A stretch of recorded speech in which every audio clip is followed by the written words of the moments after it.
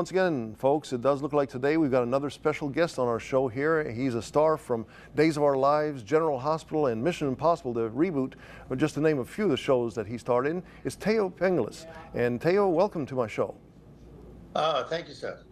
Well, let's just get started. How did you get started in the acting business?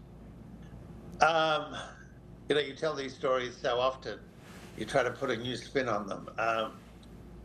I was a very disgruntled teenager. I didn't like living in Australia at that time.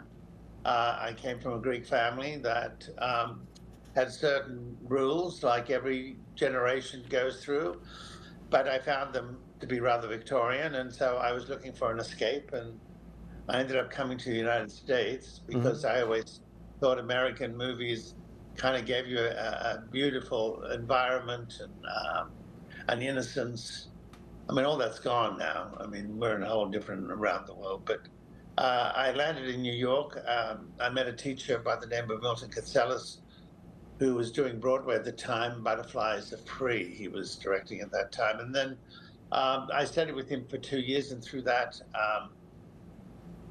we came to Los Angeles and we began a theater company at the Beverly Hills Playhouse. And from then on, I started to get breaks. I didn't come to America to become an actor. I was just looking for an escape. But that's where I landed. So my 20s were exceptional as far as the people that I met. I was in the art world in the beginning of my youth as an apprentice.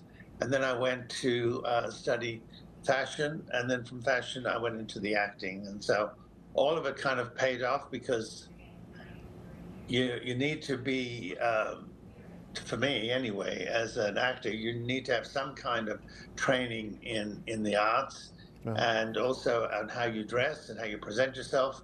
And I learned defense, I learned to dance, and all those things that makes an actor come together as an entity. And so I got my first break going to New York in a play, and from there I did some movies with John Avildsen, who'd done Rocky. Was slow dancing in the big city, and that's where the dancing came in handily.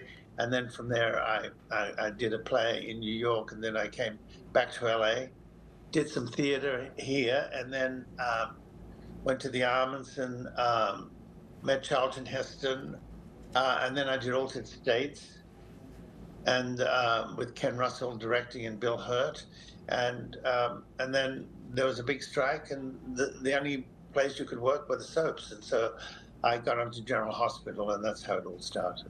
Well, yeah, General Hospital. You bring up General Hospital before you did, I guess, basically big time into Days of Our Lives. I guess you crossed paths with Elizabeth Taylor on General Hospital, right? Yes. For a short, brief time she was on, but she was a real trooper. She had a great sense of humor, wicked tongue, but she was such a beautiful person in and out, very gracious, and she stood for a lot of important causes, and she gave back to society with her generous donations, and especially with the gay community, because at that time it was the AIDS situation that when everybody was afraid of it, she's the one who put her face on AIDS, and so she was very much to be admired, and I had dinner with her one night for a short, brief time, but she was an ordinary broad in many ways, as beautiful as she was, and the great stardom that she had. She's a really down-to-earth woman, so It was a pleasure meeting her. Now, and eventually to transition into the Days of Our Lives, which I guess took about 40 years of time that you've gone through. Did you retire officially, or did you end up? What happened here in the last couple of months? What, you mean now? Yeah, now, Days of Our Lives. Oh, now, no. I don't think actors ever retire. Well, I'm not retired, but I guess you're other ventures, I guess, right? It's not that, it's that I've gone into another direction now, which is the writing. Cool. Doing the podcast, and just finished my biblical story, and now I'm onto another story. And so I love doing the podcast. I spent 2 years developing them, 20 years of study. It was about the Trojan War and all the treasures that were found during the 13th century BC. And, it's kind of nice to go into a studio and not have to be made up and dress just in Sure, your sure. sweat Take it easy, and right? create character. Hmm? Just take it easy, right? Just enjoy Well, life. you don't really, yes, there's part of you that, all that goes, the cameras and the lighting and all that goes. But what you end up is putting it through the voice. And it's a different way of acting when you're doing a podcast because you get into it in a different way. And, your face could be moving all over the place, Uh-huh. but, and you don't have to worry about camera.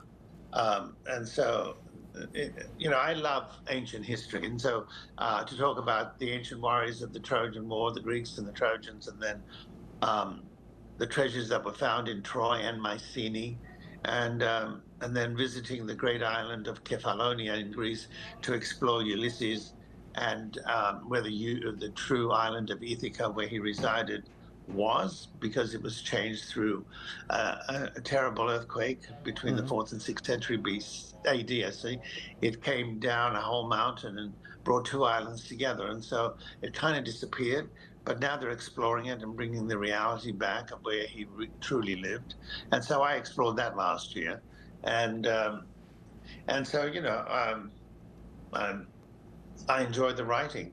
It's something that it takes. It's like anything, It's like when you work out with your body, it takes time to develop it. It's the same thing with the Sure. writing. It takes time to find your true voice, and I'm enjoying that, and I'm enjoying the fact that it's on my terms and time. I don't have to rush into a studio or study lines so much, but I'm sure that'll come back. Right now, this is what I'm doing. Yeah, one of your books, Places, I guess that brings you where you go to places and seen places and you write about them, correct? Yes, all the dangers that occurred too. I've had some really, especially in the Middle East.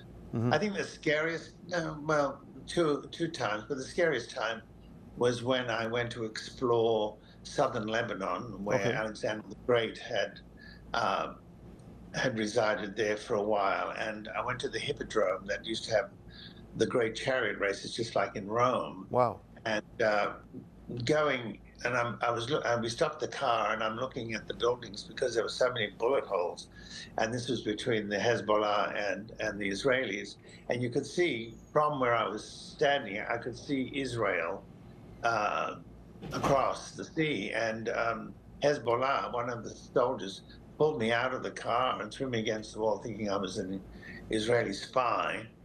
That was kind of, I mean, I didn't realize what an enemy, the hatred of an enemy Oh my. looked like until I saw this man's face Holy cow. and accusing me that I was there spying for Israel. And I mean, just further, of all the places that you've gone, what are, I mean, that you say, is there like a place that you said, wow, this is historically speaking and modern day speaking, that you just said you were just so impressed?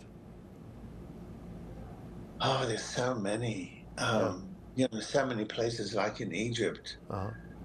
Taking a felucca ride up the Nile, going to Komombo, where you go into a museum where they had mummified crocodiles over Wow. 2,000 years old.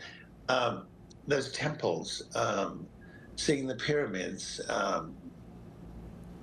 they're, because it's my heart gets passionate when I see these things and explore these things.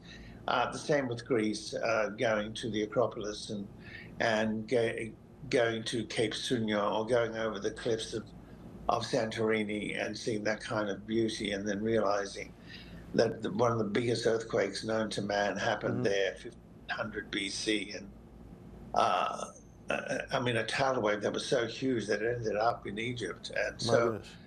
Yeah, so listen, actors have to feed their imagination. And I remember I was sitting with a writer one time, and she said, where the hell do you get that imagination? Huh. And I didn't realize until she threw that question at me that all the travels that I've been on, and I've been to Egypt 14 times and over 20 times to Italy and Greece, and I realized that all this has added to my imagination. So that's why it's good writing now, because I filled myself up with a lot of things. And then I went to the cookbook business, it seems, when they called me up, and I realized, because I do like cooking. And then I thought, well, what would be a different, because, cookbooks are cookbooks. What would make this one more interesting? And I thought, well, what about all the people I've cooked for, all those wonderful actors I'd worked with? What if I did a cookbook, and what would it have been like, or what was it like when they sat at the watering hole, which I call my dining table, and had their wonderful conversations? And so that's how Seducing Celebrities, my book, came out, and just had a book signing at Barnes and Noble here in Los Angeles, and that was very successful. I sat up there for about an hour telling stories of how I met Jacqueline Kennedy and spent time having a tea with her, and when I worked with Omar Sharif, when I worked with Telly Savalas, Charlton Heston, all those wonderful experiences. I look back. I mean, let's face it. What do we have left? You get to my age, and you say, "Well, what you've walked a good life, and what is left are the memories." And what's great about being an actor is or a writer is that you can write about these memories, because a lot of people forget what their experiences were, and then they don't tell their children those experiences. Those memories die. So that's why I always say to young kids, ask your parents about their history, because one day you may have to write about it. Yeah, very good idea. Very good idea. Say, and I mean, and historically speaking, you did say here at the beginning that you were like really enamored with the Hollywood, basically American Hollywood early days. But what has happened today? I mean, why are these folks like Cary Grant, Betty Davis, all these folks were just like wow on the screen? What do you think has happened through time? Why have things changed? We've broken barriers. That's why. I think the internet and everything, everybody's got a voice now, and they're being heard, and people are frustrated with their lives, or they're not achieving what they want, and so they take it on others who have achieved, and so they break down those barriers, and what's left is just all that. Today, people walk around in shorts and flip-flops, and whereas before we used to, even when they were digging in the 19th century, they were still wearing hats and suits. They were still the gentlemen. But I think social media has let us in everybody's household, and so there are no secrets left. At least in those days, when you saw a star, you wondered about them because you didn't know everything about them. And so, of course, if there was some scandal, that made it even more intriguing. But we don't have that kind of social standing. We don't have the manners. People don't appreciate.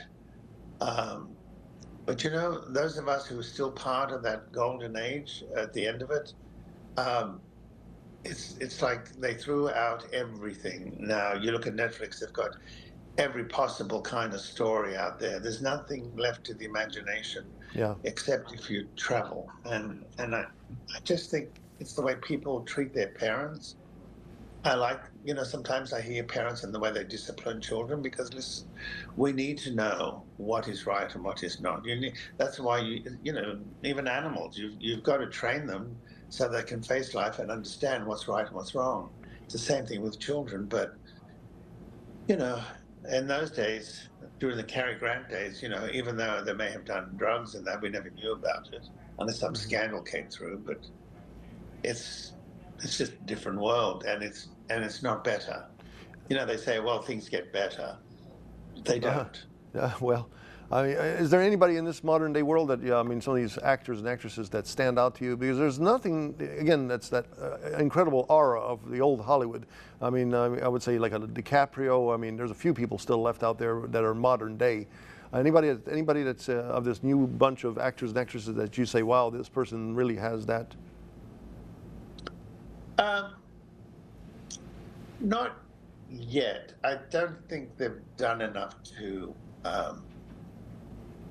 give them that kind of a label. I mean, it takes a certain maturity to have that. The Brits have it because they have a different kind of diplomacy.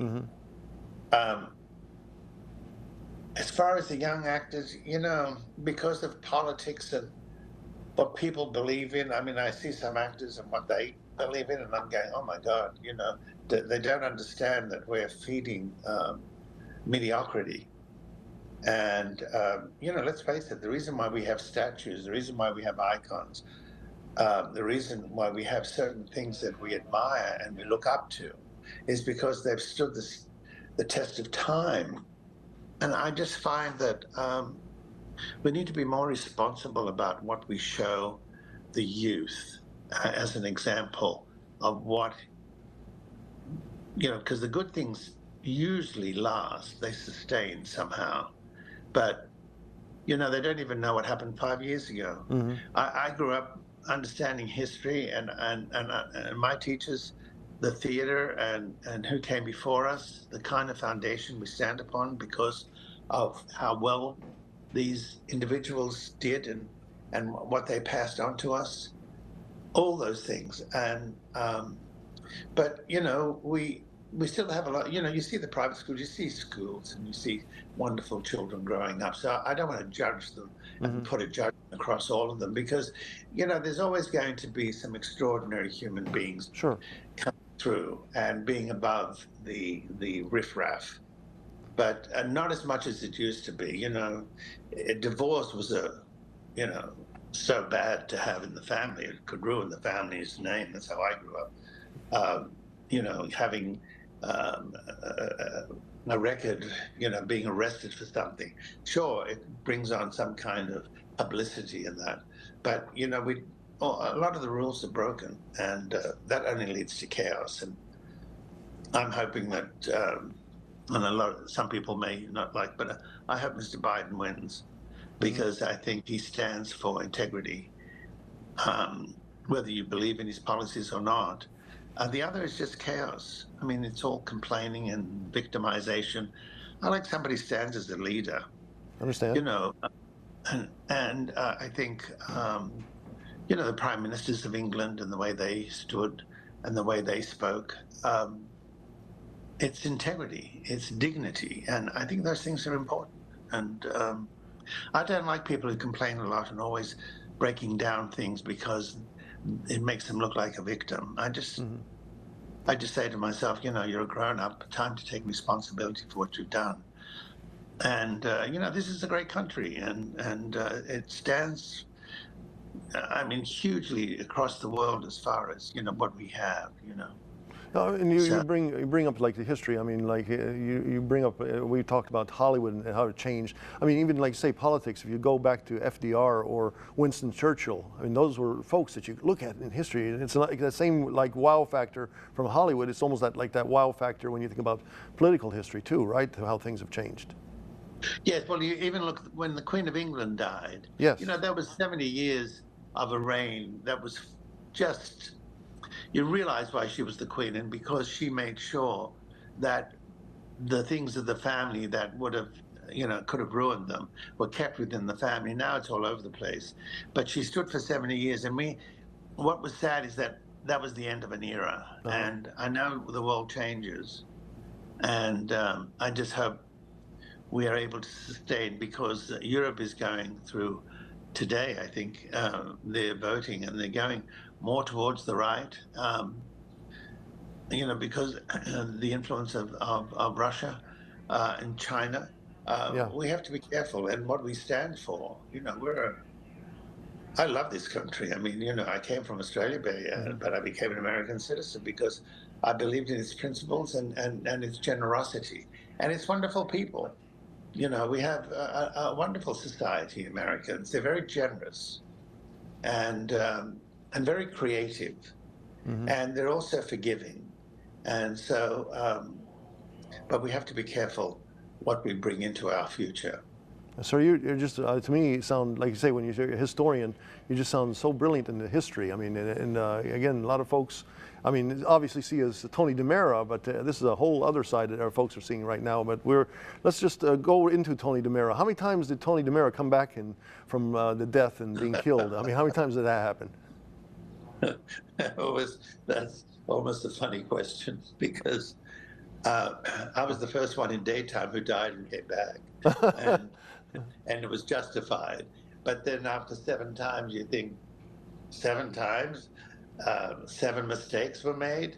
No, what happened was sometimes writers got at me because I said something or did something, or maybe I was arrogant. Maybe they didn't like.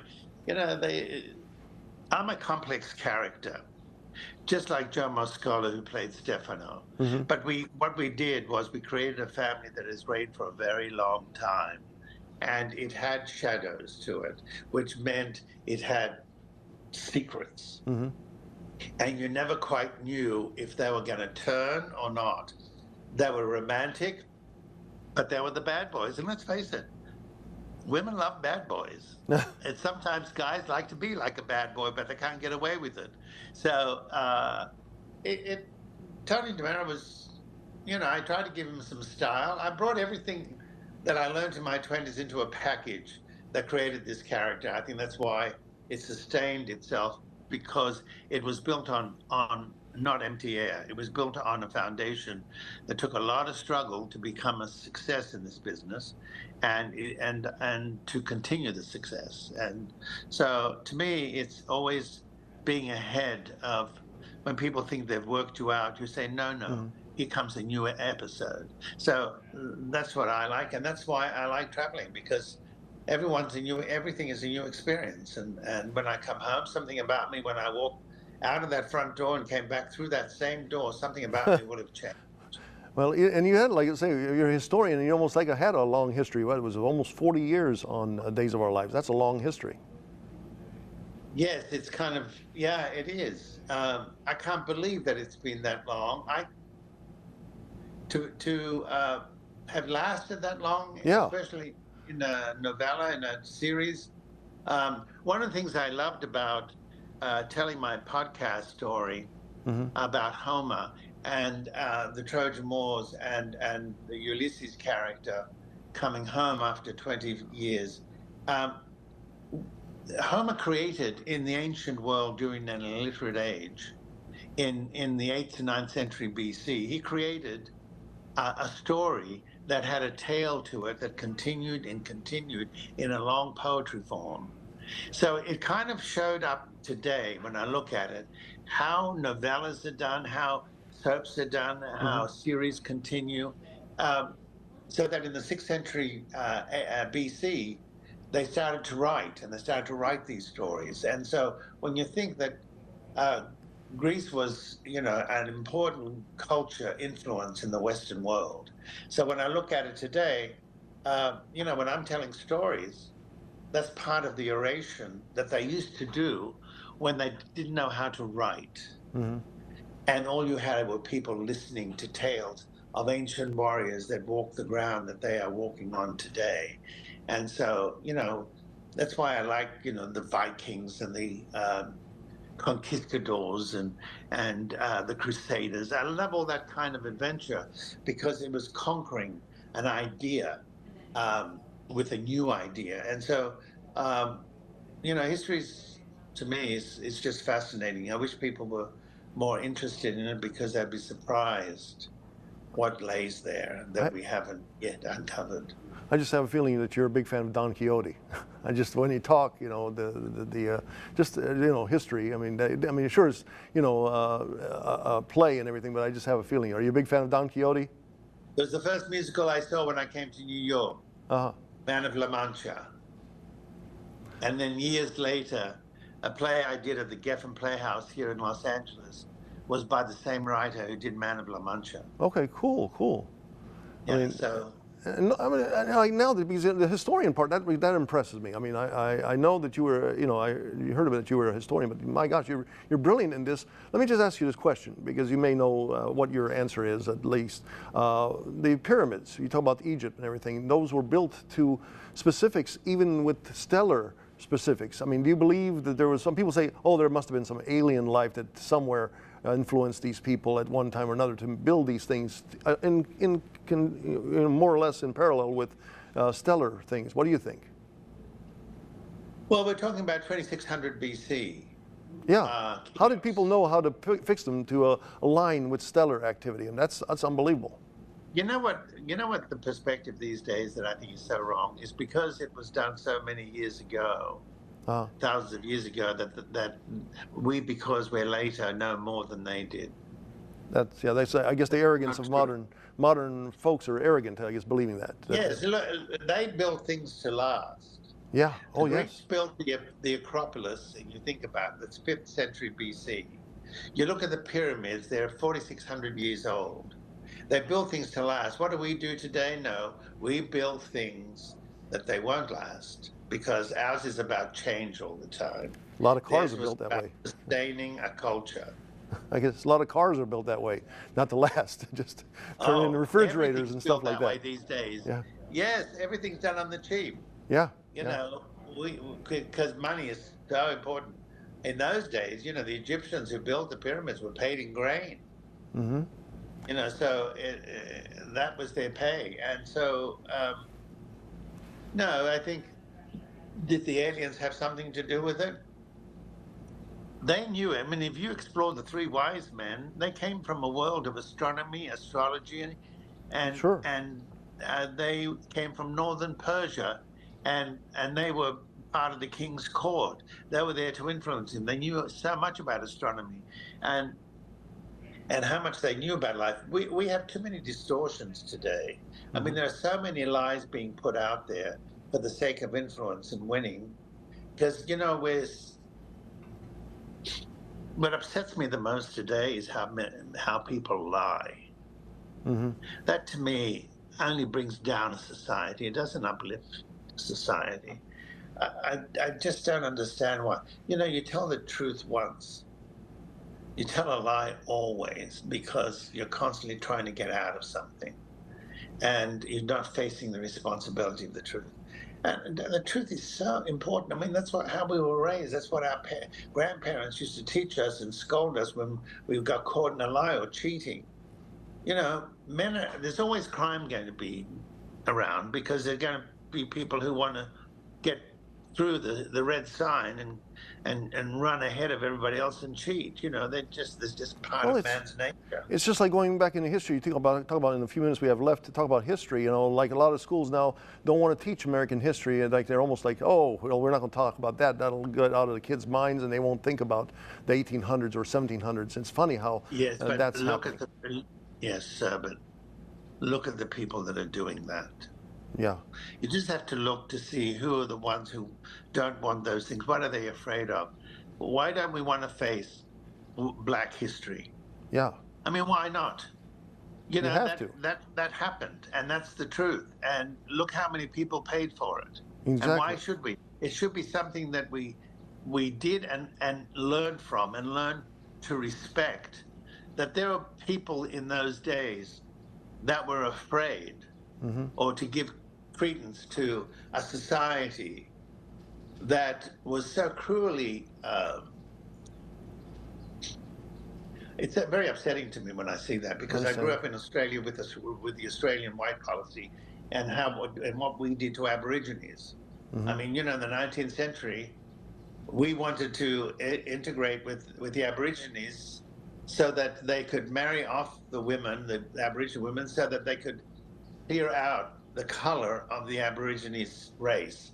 And, you know, the same thing here. Look what we did to the Indians. Look, Sure. every society has had its, you know, history. So face it, be honest about it, and get on with it. I mean, look at the extraordinary musicians, artists, people that came out of that race. I mean, they're just. I mean, why wouldn't we want to embrace it? I mean, it's fear. Like you said, It's fear. like I'm sorry not to interrupt, but like you said, truth.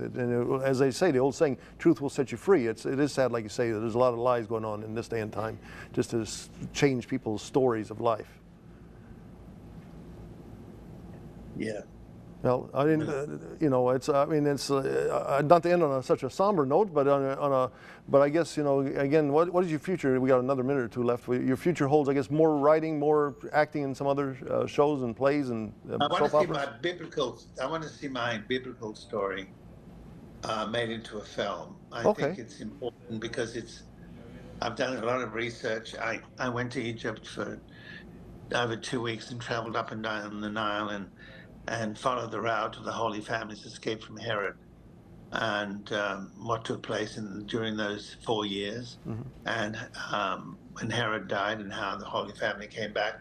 I thought it was a fascinating story. So I visited every sacred place. That's cool. I know the Pope has marked these places as sacred spaces, and so that story I want to develop further now. And then I don't know. I think there's going to be another cookbook. I just did a talk show. I did my first cooking. I did exhibited my kitchen skills, and it came out to be quite funny. And then they said, "Listen, you should be doing a cooking show," and I really enjoyed that. So That'd be cool. See, you're doing Cooking with Stars. yeah, yes, and tasting new recipes that There I've you go. never had before. There you go. You know? Well, indeed, it's been a pleasure to have you on my show. And again, folks just may know you just from Days of Our Lives or General Hospital, Mission Impossible, but you can see right there, folks, an excellent historian. You're a great historian. I'd love talking to you about history, and we could talk.